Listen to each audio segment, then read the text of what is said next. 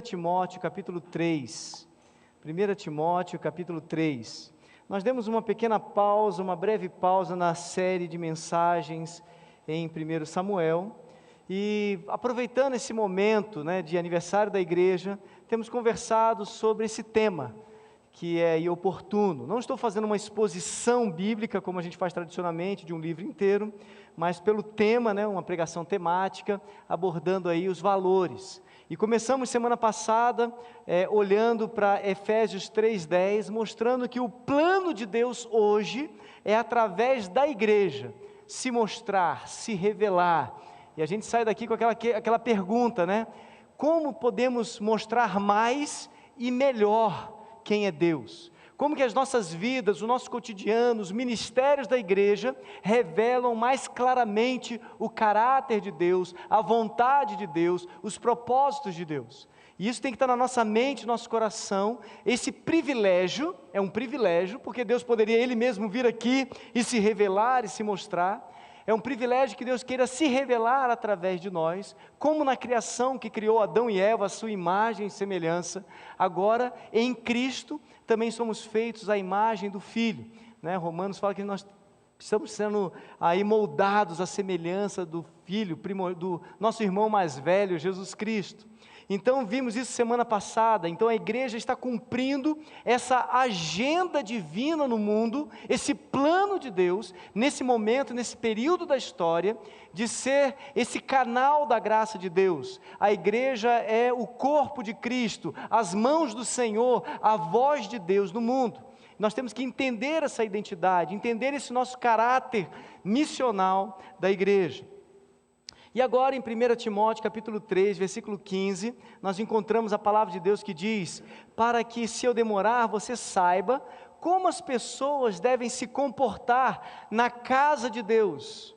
Ela é a igreja do Deus vivo, coluna e alicerce da verdade. Ela é a igreja do Deus vivo, coluna e alicerce da verdade. Vamos orar mais uma vez. Senhor, nosso Deus e Pai, graças te damos, ó Deus, pelo privilégio de ser igreja, simplesmente igreja, simples assim.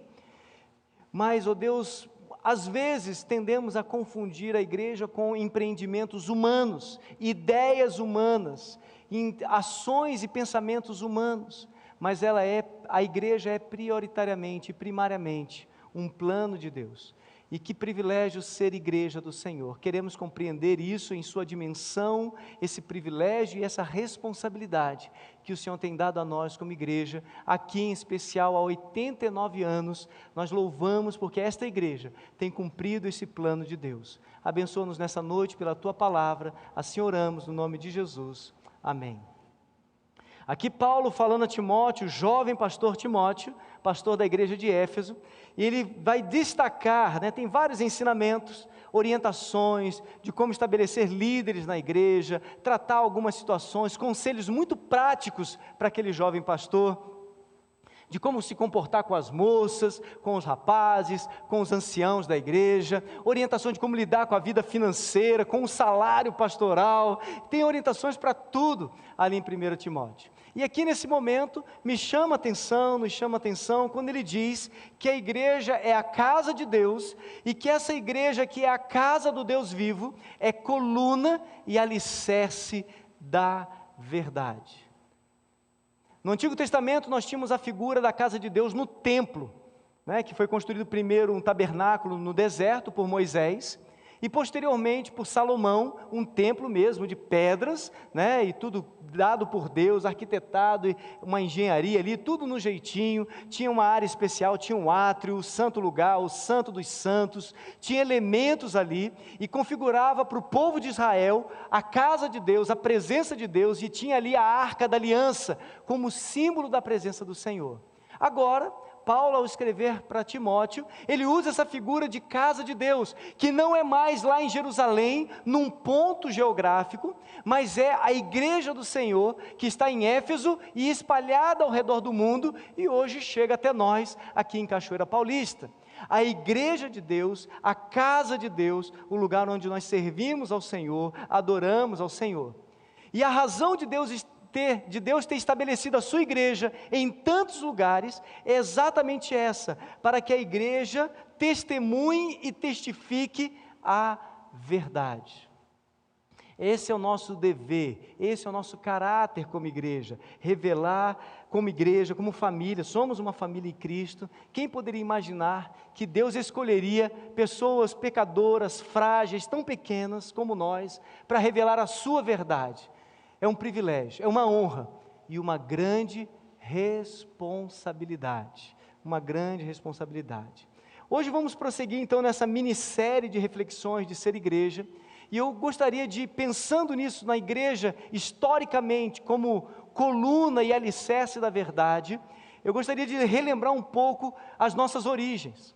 E eu gostaria que você entendesse que a nossa origem remonta não apenas 89 anos atrás, mas a praticamente 2000 anos atrás, porque a nossa história começa lá em Atos capítulo 2, com a descida do Espírito Santo naquele dia de Pentecoste, e ali a igreja do Senhor Jesus foi inaugurada.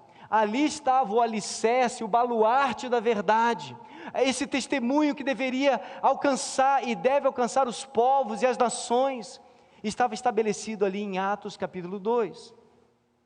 Um outro momento da história da igreja, muito marcante, aconteceu no século XVI, em 1517, conhecido como a Reforma Protestante, que basicamente foi um movimento cristão de retorno à essência da vida da igreja. E naquela ocasião, nós conhecemos aí as 5 solas, algo que foi o destaque na Reforma Protestante. Os desvios tinham colocado as verdades essenciais de lado, e as tradições da igreja, outros ícones, outros personagens foram tomando a proporção maior do que o próprio Cristo. E as 5 solas destacam que a igreja deve preservar e viver segundo as Escrituras, sola a Escritura, somente Cristo, então a Escritura como regra de fé e prática, Cristo como autor e consumador da nossa fé e da nossa salvação, suficiente na nossa busca de Deus. Ele é o caminho, a verdade e a vida. Podemos nos dirigir diretamente ao Pai pelo nome de Cristo Jesus, não precisamos de qualquer outro auxílio ou mediador humano que seja, por melhor que tenha sido aqui nessa vida, Cristo é suficiente para nos conectar a Deus. Também aprendemos ali nas solas que é pela fé a salvação, somente pela fé, não por obras, não por mérito. A salvação não é comprada, não é merecida, não é por desempenho religioso que você é salvo, mas é pela fé. Também aprendemos ali sola graça. A razão da fé realmente é um presente de Deus. E confiar que tudo que temos e recebemos de Deus é graça. Deus é um Deus gracioso, cantamos aqui a bondade de Deus, temos testemunhado Ebenezer, até aqui nos auxiliou, nos ajudou o Senhor. Isso é graça de Deus, não é mérito, não é merecimento, não há nada que você possa fazer para que Deus te ame mais do que Ele já te ama, porque Ele amou o mundo de tal maneira que deu o seu Filho unigênito. Deus prova o seu amor para conosco, pelo fato de ter Cristo morrido por nós, quando ainda éramos pecadores. Deus não nos salvou por merecermos, mas por sua graça. E por fim, a 5ª sola, somente glória a Deus. Todo culto, toda a vida cristã, o nosso propósito é devolver a Ele a glória. Nós cantamos isso aqui também, glorificar, é o nosso alvo, é o nosso objetivo. E na Reforma Protestante, na história da igreja, a Reforma Protestante foi esse marco de um retorno à essência. Outro momento marcante da história da igreja, que está diretamente ligado a nós, é o movimento puritano do século XVII.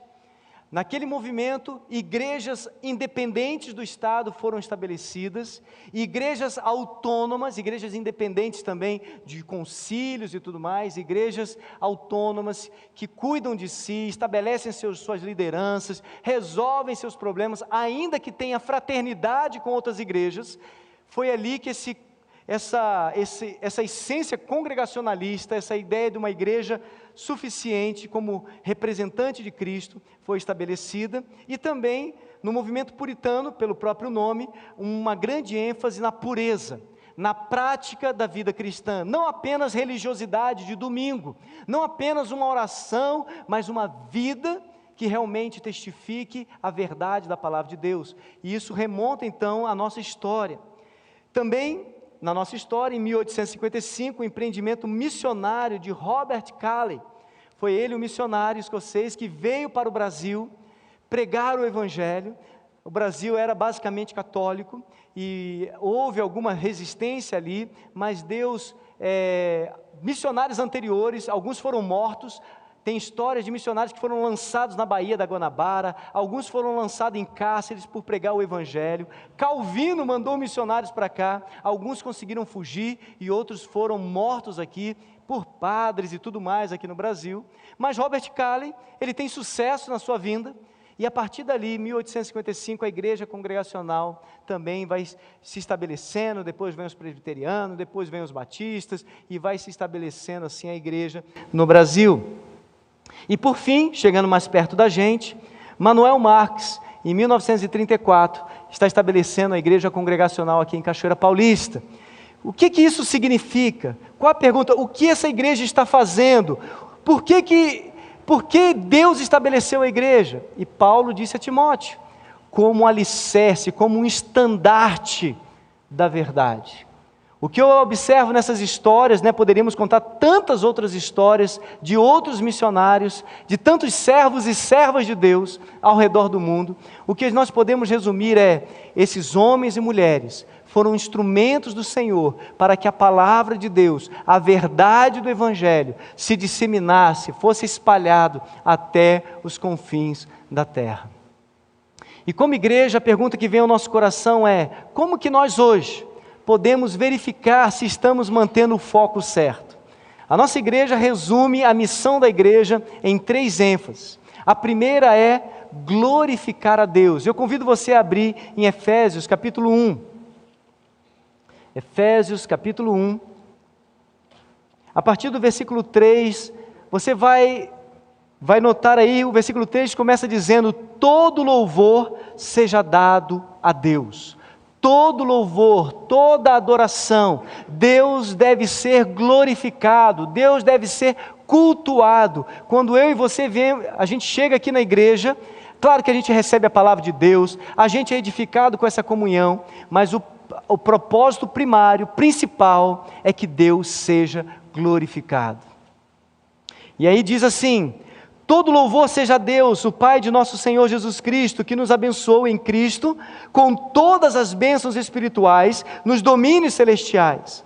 Mesmo antes de criar o mundo, Deus nos amou e nos escolheu em Cristo para sermos santos e sem culpa diante dEle.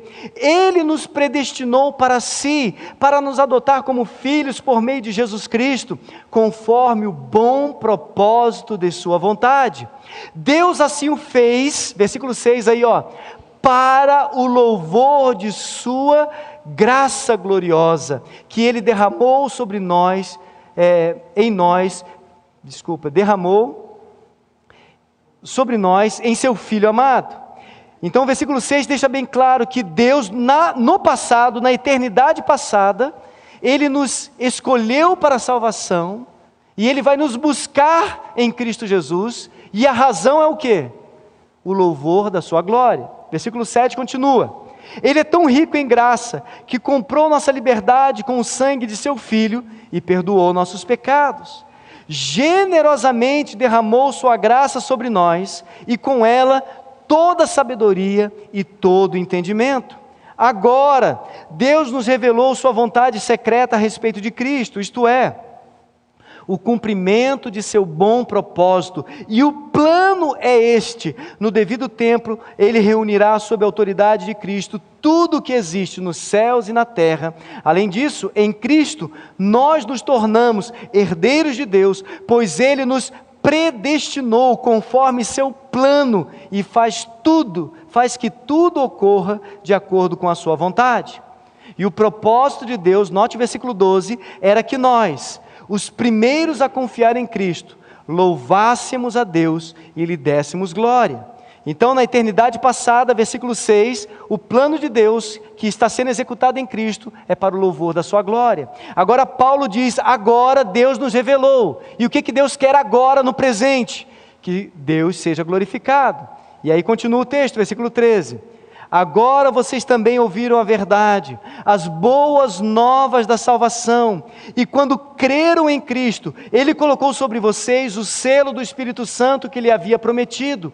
O Espírito é a garantia da nossa herança, algo futuro, até o dia em que Deus nos resgatará como sua propriedade, para o louvor de sua glória.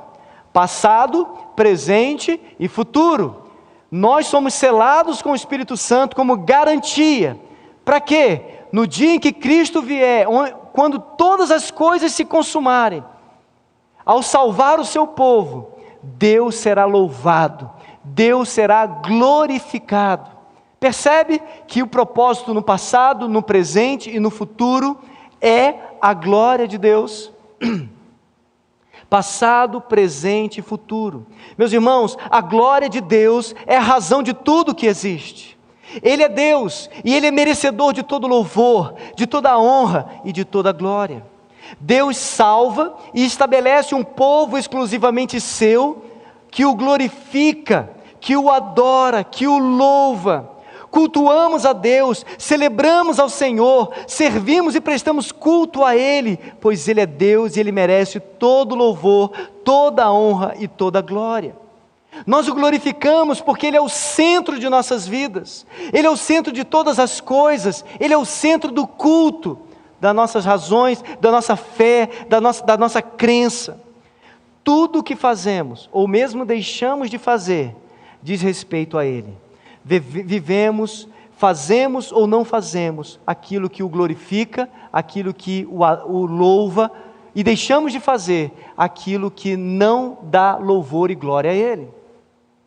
Consagramos para o seu louvor nossas vidas, devemos consagrar ao seu louvor nossas capacidades, devemos consagrar ao Senhor nossos recursos, enfim, tudo é sobre Ele, tudo é para Ele. Tudo é sobre Ele, tudo é para Ele. Então a nossa missão primária, principal, é glorificar a Deus. Toda vez que tiramos a glória de Deus do alvo da nossa vida, adoramos coisas, bens, pessoas ou a nós mesmos, isso significa que construímos no nosso coração um ídolo. Ídolo é qualquer coisa que recebe nosso culto, nossa devoção, que não é Deus. Mas só existe um Deus verdadeiro, Criador dos céus e da terra. E é esse que nós devemos devotar toda a nossa fé. Devemos viver para a sua glória. A segunda palavra, a segunda expressão da nossa missão, além de glorificar a Deus, é edificar os salvos. Aí mesmo em Efésios capítulo 4, acompanha comigo alguns versículos. Efésios capítulo 4 diz assim, versículo 3: façam todo o possível para se manterem unidos no Espírito, ligados pelo vínculo da paz, pois há um só corpo e um só Espírito, assim como vocês foram chamados para uma só esperança. Há um só Senhor, uma só fé, um só batismo, um só Deus e Pai de todos, o qual é sobre todos, em todos e vive por meio de todos. Versículo 11, dá um salto aí. Ele designou alguns para apóstolos, outros para profetas, outros para evangelistas, outros para pastores e mestres. Eles são responsáveis por preparar o povo santo para realizar sua obra e edificar o corpo de Cristo, até que todos alcancemos a unidade que a fé e o conhecimento do Filho de Deus produzem e amadureçamos, chegando à completa medida da estatura de Cristo. Então não seremos mais imaturos como crianças, nem levados de um lado para o outro, empurrados por qualquer vento de novos ensinamentos, e também não seremos influenciados quando nos tentarem enganar com mentiras astutas. Em vez disso, falaremos a verdade em amor, tornando-nos em todos os aspectos cada vez mais parecidos com Cristo, que é a cabeça. E Ele faz que todo o corpo se encaixe perfeitamente e cada parte, ao cumprir sua função específica, ajuda as demais a crescer, para que todo o corpo se desenvolva e seja saudável em amor. Então a igreja vive o propósito do Senhor quando ela está unida, quando ela vive em plena comunhão, quando os irmãos cuidam uns dos outros, quando servimos uns aos outros, quando amamos uns aos outros. Realmente não é fácil. Aqui mesmo em Efésios, Paulo está escrevendo sobre isso, porque na igreja de Éfeso, nós estudamos a carta aos Efésios, tinha ali judeus e gentios, e Paulo está dizendo agora não tem mais essa distinção cultural, essa herança do passado. Agora não é mais Israel e gentios, agora é igreja, povo de Deus. Aqui também temos pessoas que vêm de vários contextos, várias famílias. Valtier mesmo e a Lu vieram de outra cidade. Mas estamos aqui debaixo da mesma fé, da mesma confissão, e devemos olhar uns para os outros como irmãos, confiando que há um só corpo, uma só fé. E a família de Deus, o povo de Deus, tem que assumir esse compromisso de mutualidade. O texto deixa bem claro que, como um corpo, cada membro, cada função deve funcionar, deve trabalhar para que o corpo seja beneficiado. O meu coração está batendo para que os demais órgãos funcionem. Os meus rins, o meu fígado, está tudo funcionando para o benefício de todo o corpo. E quando um desses órgãos adoece, todo o corpo sente. O corpo fica mais cansado, o corpo fica febril, o corpo fica dolorido, o corpo fica impossibilitado de trabalhar, de caminhar, de correr, de praticar um esporte. Então é importante que todo membro do corpo de Cristo entenda que tem um papel importante no corpo de Cristo. Você tem um papel e um compromisso com o Senhor e com os demais irmãos. Você tem um compromisso com o Senhor e com as pessoas que estão ao seu lado. E olha aí para quem está do seu lado aí e diga: nós somos corpo de Cristo. Conectados, relacionados. E há 89 anos, Deus tem salvado vidas aqui. Eu não sei se a gente vai conseguir fazer, né, Patrick? Mas eu comentei uma vez com ele. Eu gostaria de ter uma parede. Pedro, ele compara a igreja como pedras, né, tijolos. E eu tinha um sonho de ter uma parede com tijolos expostos. E escrito o nome de todos os membros da igreja. Tem que ter bastante tijolo. Há 89 anos. Eu sei que teve pessoas que caíram em pecado, pessoas que falharam. Eu até acho que deixaria alguns lacunas para expressar essas pessoas que talvez ficaram pelo caminho, abandonaram a fé, deixaram Jesus de lado. Mas eu colocaria ali os nomes de homens e mulheres que foram membros comprometidos e que são um tijolinho nesta casa de Deus. Homens e mulheres que serviram a Deus. Independente se a gente vai ter essa parede ou não, saiba que você é importante na edificação da igreja. Você faz parte do corpo de Cristo. Às vezes algumas pessoas encaram a igreja como um telespectador ou como torcedor de futebol. O telespectador, ele senta no sofá com ar-condicionado, o controle na mão, e ele fica selecionando os eventos, programas que são mais atraentes. E se o filme está legal, ele vê até o final, se não está, ele pula, ele desliga. Ele é só um espectador, ele só está buscando um entretenimento, um passatempo. O torcedor também, apesar da energia de gritar lá, ele xinga o técnico, reclama do jogador, mas ele mesmo não está no campo, correndo atrás da bola, tomando varada lá, rasteira e tudo mais, tomando cotovelada. Não está. Diferente, então, o crente ele deve fazer parte. Ele deve servir, deve pôr a mão na massa. É claro, gente, guardado as devidas proporções. Cada um de nós tem seu dom, tem sua habilidade, tem o seu chamado. Não somos chamados todos para fazer a mesma coisa ao mesmo tempo, mas somos chamados para uma única missão. E quando a igreja compreende isso, quando cada parte, como diz a palavra de Deus, cumpre a sua função, ajuda as demais a crescer, para que todo o corpo de Cristo se desenvolva e seja saudável em amor. Esse segundo ponto faz parte da missão da igreja. Devemos amar e servir aos nossos irmãos. Devemos cooperar uns com os outros na lavoura de Deus. Devemos trabalhar juntamente para o ideal cristão. Devemos nos alegrar juntos e chorar juntos. No mundo exclusivista, egoísta, independente, vivemos em comunidade, devemos dar as mãos, devemos aprender a amar uns aos outros.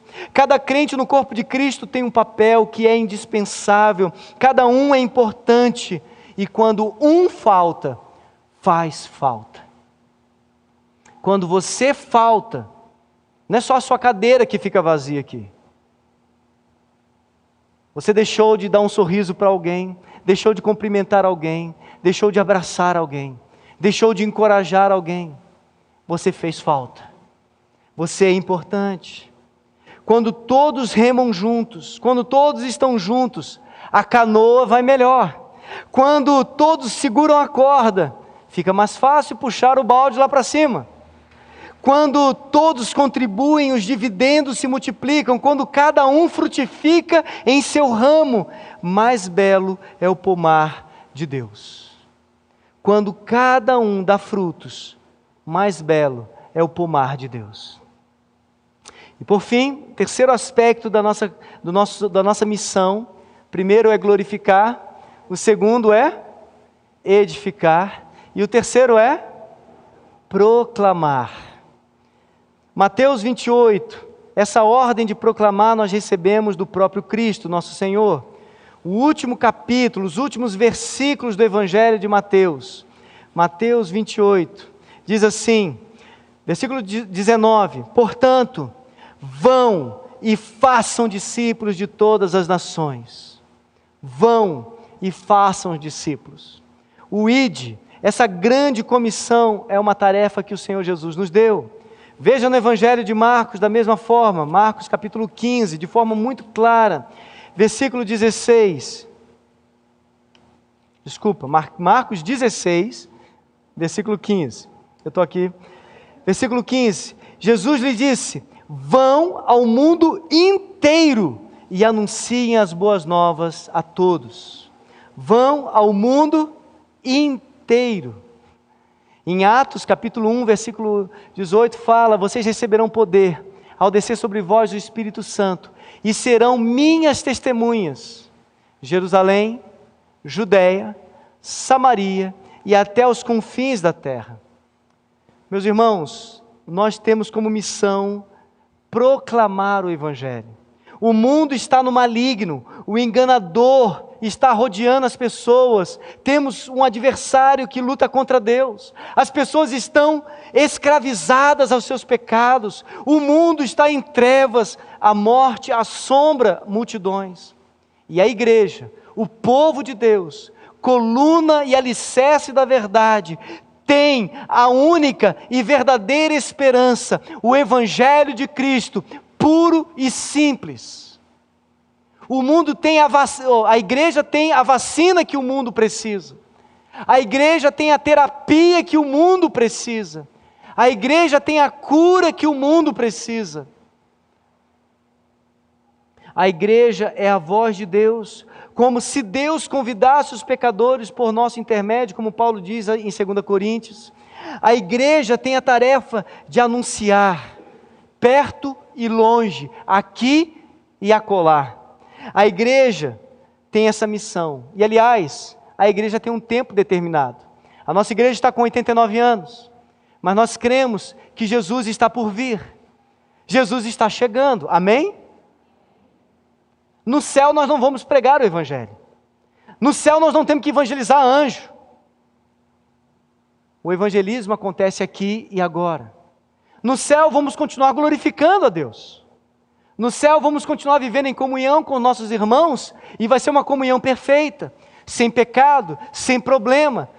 Porque aqui de vez em quando na nossa comunhão tem aí umas rusguinhas, né? Mas no céu vai ser perfeito. Então esse terceiro motivo, ele tem um caráter muito especial. Porque os dois primeiros, se fosse só pelos dois primeiros, Deus teria nos levado no dia que cremos, porque estaríamos no céu glorificando e vivendo em comunhão perfeitamente. Mas esse terceiro aspecto, esse terceiro ponto, ele só pode ser cumprido agora, e nesse tempo, porque na eternidade futura não haverá mais evangelização, não haverá mais proclamação. Na eternidade futura, os salvos estarão com Deus e os condenados no inferno. E Jesus disse, quem foi para lá não passa para cá e quem está aqui não vai para lá. Acabou. O evangelismo é agora. A salvação é agora. A igreja então tem esse tempo determinado para cumprir a grande comissão, que é até a volta de Cristo. Meus irmãos, a nossa igreja, a IECCP, ela está aqui como fruto da obediência de crentes e de igrejas do passado. Você está salvo hoje porque alguém obedeceu a ordem do Senhor e falou de Jesus para você. Alguém compartilhou o evangelho com você. Alguém obedeceu o mandamento de Deus e por isso você está aqui agora. Por isso você hoje tem um perdão dos seus pecados. Por isso você hoje tem comunhão com Deus. Porque alguém obedeceu à grande comissão. Há muitos outros em nossa geração, aqui e longe daqui, que ainda carecem de ouvir sobre Jesus. Por isso, como igreja, temos que proclamar. Temos que falar de Jesus aqui perto. Falamos do círculo da causa. Temos que enviar missionários, temos que sustentar o missionário no campo, para que o nome do Senhor alcance e seja anunciado em lugares remotos, porque é uma ordem de Deus. Vamos repetir junto então a visão da igreja? Glorificar, edificar e proclamar. Novamente? Glorificar, edificar e proclamar. Muito importante que nesses 89 anos a gente lembre isso. E por fim, então, a igreja é um testemunho vivo dessa verdade. Deus estabeleceu e preserva a igreja como testemunho da verdade.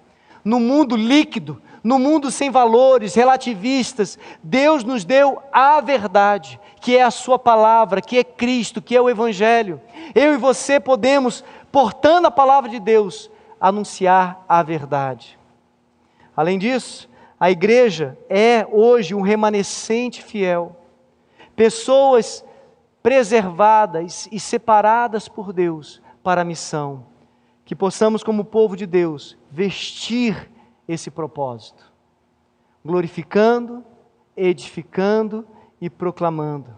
A igreja do Senhor Jesus, cheia do Espírito Santo, ela está capacitada para pregar, para viver e perpetuar o Evangelho. E por fim, meus queridos, a igreja carece dessa voz profética. Acho que essa expressão ela é muito mal usada ultimamente. É quase que pensando assim, que vai ser o meu, amanhã vai chover? Amanhã eu vou casar? Quem é o meu namorado? No Antigo Testamento, o profeta era aquele que falava a palavra de Deus. Ele disse o Senhor falou, está escrito. Se nós preservarmos a essência da voz profética, a igreja, aí sim, é uma voz profética. Quando pega a palavra e anuncia que Deus deve ser glorificado, por meio da palavra, edifica a sua vida, a vida da igreja, e por meio da palavra, anuncia o Evangelho. Essa é a voz profética. Anunciar a palavra de Deus. O mundo carece de que a igreja fale, divulgue, anuncie. A igreja e cada crente tem que dizer, tem que falar, tem que anunciar, tem que testemunhar essa verdade. implicações para a nossa vida. Meus irmãos, a missão da igreja deve ser a missão de cada membro e congregado. E é muito bom nos 89 anos a gente parar um pouquinho e relembrar a missão da igreja. É o que nós estudamos na classe de novos membros. Nós detalhamos, olhamos mais textos, mas aqui relembrando e confirmando que nós não mudamos de missão. Nós precisamos manter o foco na missão. Isso significa que a igreja no coletivo, mas também no individual, eu e você devemos glorificar, edificar e proclamar. Essa deve ser a sua missão como crente. Eu vou glorificar a Deus, eu vou edificar meus irmãos, eu vou proclamar o Evangelho. E quando cada um de nós assume isso como uma missão pessoal, essa missão então é cumprida pela igreja como um todo. Também isso significa que toda iniciativa deve passar pelo crivo da missão e que a missão ajuda a manter o foco certo na caminhada. 89 anos, muitos ventos de doutrina, como Paulo diz ali em Efésios 4, que tentam arrancar a igreja da sã doutrina.